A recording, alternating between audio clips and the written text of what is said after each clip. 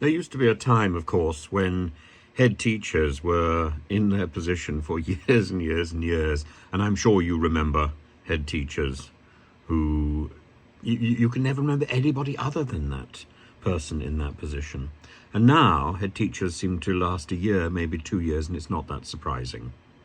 The stress and the demands of these top administrative roles in schools is almost unsustainable.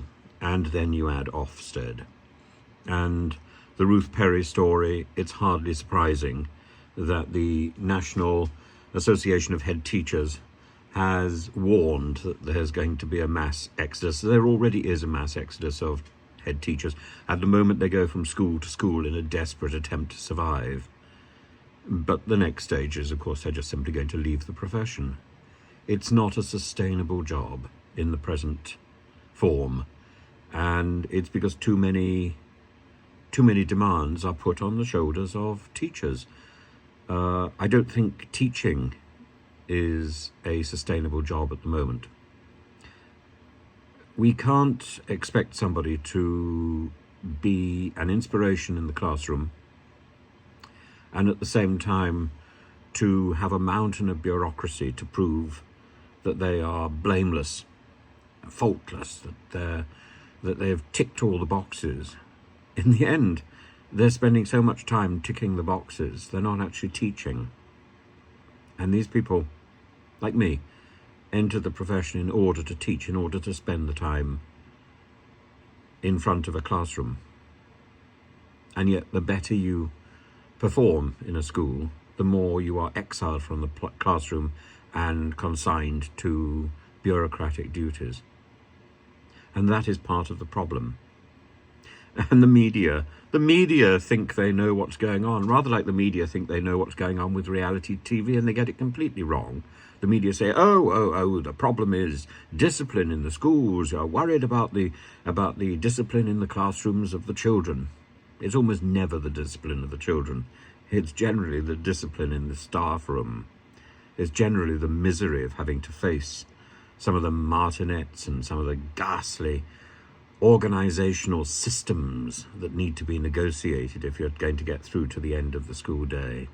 And then you've got to take all that work home with you. It never stops. Never stops. And in the end, because you've lost that engagement with the children that you were there to help in the first place, there's no purpose to it. It's become a factory. And the problem is, that is already part of the system that we've inherited. School as a factory, university as a factory. And we need a different model. I was working on a different model when I was in Russia. And I'm sorry I didn't have a chance to finish that project.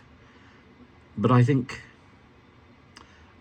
we need to recognize that a lot of the information we give out in classrooms can be provided by computers, can be provided by a central organization. What cannot be provided is the mentoring, and actually the very reason why teachers get into the profession. What we need is more of what they do well and less of what actually they do badly. We need less of the form filling. We need less of the handouts, and we need significantly more attention to the students who are there desperate for guidance and not getting it for the most part. What they're getting is the feeling that they are exam fodder, that they're simply being thrown into the machine at one end and churned out at the other with a grade or two. And often it's a feeling of disappointment. Nobody needs to be disappointed. Education is the most wonderful system. It is most wonderful.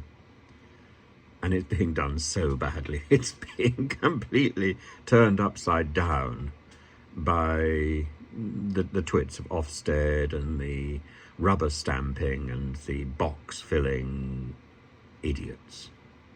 Oh, by the way, the word idiot is such an interesting Greek word. It simply means individual. We should all be idiots. It's only by recognizing that we are idiots, that we are individuals, and that we need help, and we need to look to others for inspiration, that we will ever achieve anything ourselves. The idea that we know everything, that's absurdity. That is real idiocy.